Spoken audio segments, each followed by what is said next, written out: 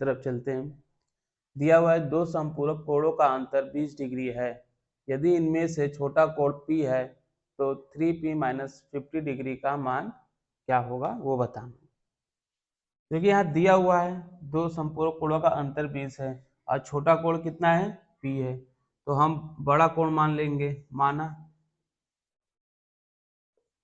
बड़ा कोण x है, बड़ा कोण x मान लेते हैं तो x का P के साथ जो अंतर होगा वो कितना है 20 डिग्री है, तो कर लेते हैं x minus P equal to 20 degree. ये हो गया हमारा समीकरण 1। अब आगे हम जानते हैं कि दो कोण संपूरक कोण तभी कहलाते हैं जब उनका सम 180 डिग्री के बराबर हो। तो इनका हम सम करेंगे x प्लस पी 180 डिग्री, ये हो जाएंगे संपूरक कोण।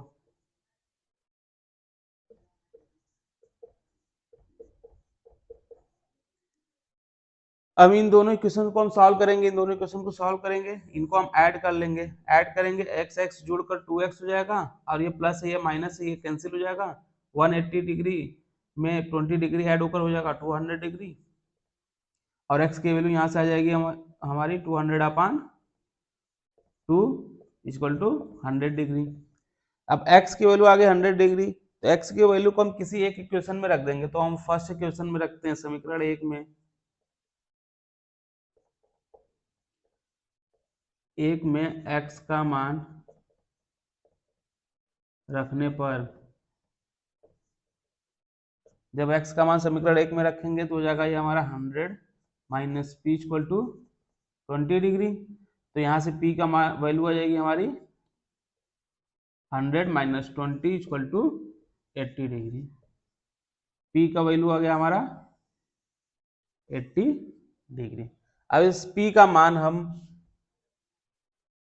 जो हमको वैल्यू निकालनी है 3p माइनस 50 में उसमें रख देंगे। तो चूंकि हमको निकालना है क्या है 3p माइनस 50 डिग्री का मान, तो यहाँ p का वैल्यू पुट कर देते हैं 3 इंटू 80 डिग्री माइनस 50 डिग्री हो जाएगा ये 240 डिग्री माइनस 50 डिग्री। इसको सब्ट्रैक्ट कर देंगे आ जाएगा 190 डिग्री।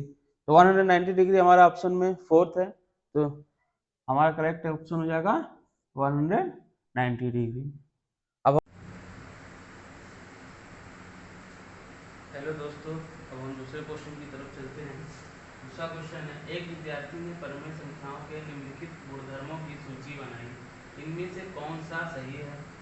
पहला ऑप्शन है एक परिमेय संख्या में पूर्णांक सम्मिलित है, दूसरा है शून्य परिमेय संख्या नहीं है, तीसरा सभी भिन्न परिमेय संख्या होती है। तो हम लोग चेक करते हैं कौन सा इसमें ऑप्शन सही है। एक परिमेय संख्या में पूर्णांक सम्मिलित है, तो ये सही है। क्यों सही है? क्योंकि जो नेचुरल नंबर होता है वो हमारा होल नंबर से छोटा होता है, मतलब कि नेचुरल नंबर होल नंबर में सम्मिलित होता है। होल नंबर सम्मिलित होता है इंटीजर में और इंटीजर सम्मिलित होता है रैशनल नंबर में। ठीक इस प्रकार से इसके थ्रू हम ये देख सकते हैं कि हमारा इंटीजर होल नंबर में आता है, हमारा इंटीजर परिमेय संख्या में आता है, रैशनल नंबर में आता है, हमारा होल नंबर परिमेय संख्या में आता है, हमारा नेचुरल नंबर परिमेय संख्या में आता है। इस हिसाब से ऑप्शन हमारा करेक्ट है। दूसरा देखते हैं, दूसरे वाले में क्या कर रहा है, शून्य परिमेय संख्या नहीं है। तो चूंकि शून्य परिमेय संख्या नहीं है तो परिमेय संख्या होने के लिए क्या होना जरूरी है,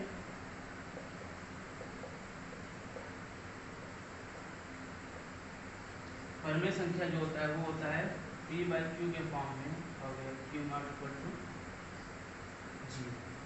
तो क्या 0 इस फॉर्म में है? हाँ है, क्योंकि 0 को हम लिख सकते हैं 0/1 या फिर 0/2। 0 को हम इस फॉर्म में लिख सकते हैं, एक भिन्न का फॉर्म, इसलिए हमारा क्या है 0 एक परिमेय संख्या है, लेकिन यहाँ क्या है नहीं है, इसलिए ऑप्शन गलत है। अब चेक करते हैं हम लोग थर्ड ऑप्शन, सभी भिन्न परिमेय संख्या होती है। तो हाँ, जितनी भी भिन्न होती है p/q के फॉर्म में वे सभी संख्याएं क्या होती है परिमेय संख्या भिन्न के रूप में होती है, इसलिए सभी भिन्न परिमेय संख्या तरीके से हमारा ऑप्शन हो जाएगा 1 ए और सी ऑप्शन, क्योंकि बी हमारा गलत दिया हुआ है इसलिए ऑप्शन हमारा हुआ ए और सी। अब आते हैं हम अगले क्वेश्चन की तरफ, थर्ड क्वेश्चन की तरफ।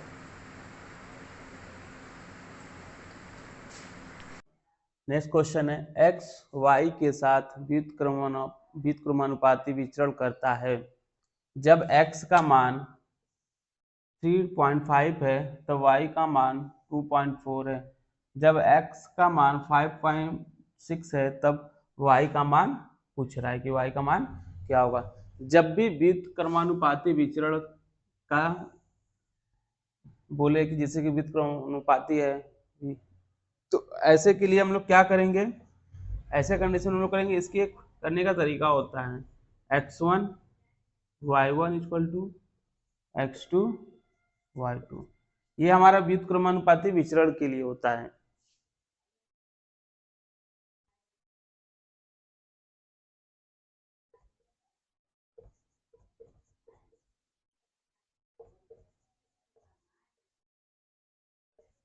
जब व्युत्क्रमानुपाती विचरण बोले तो x1 y1 को x2 y2 के बराबर कर देंगे। तो पहला मान हमारा जो x1 होगा वो 3.5 हो जाएगा, y1 हो जाएगा 2.4, x2 हमारा हो जाएगा 5.6 इंटू y2, y का मान जो है वो हमारा y2 हो जाएगा। अब क्या करेंगे, 5.6 से इसको डिवाइड कर देंगे,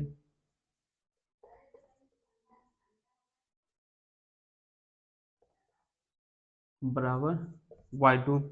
अब इसको हम सॉल्व करेंगे तो 7 से डिवाइड करते हैं, 7 5 जा 35,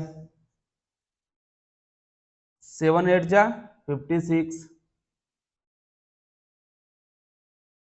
अब ये डेसिमल से डेसिमल को भी हम हटा सकते हैं, 8 4 जा 8 3 जा 24।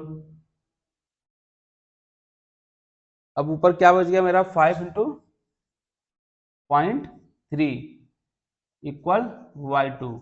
इनका मल्टीप्लाई करेंगे आंसर आ जाएगा 1.5। अब ऑप्शन में देखते हैं 1.5 किधर है, बी ऑप्शन में है, हमारा ऑप्शन बी सही हो गया 1.5। तो जब भी व्युत्क्रमानुपाती विचरण बोले तो हम इस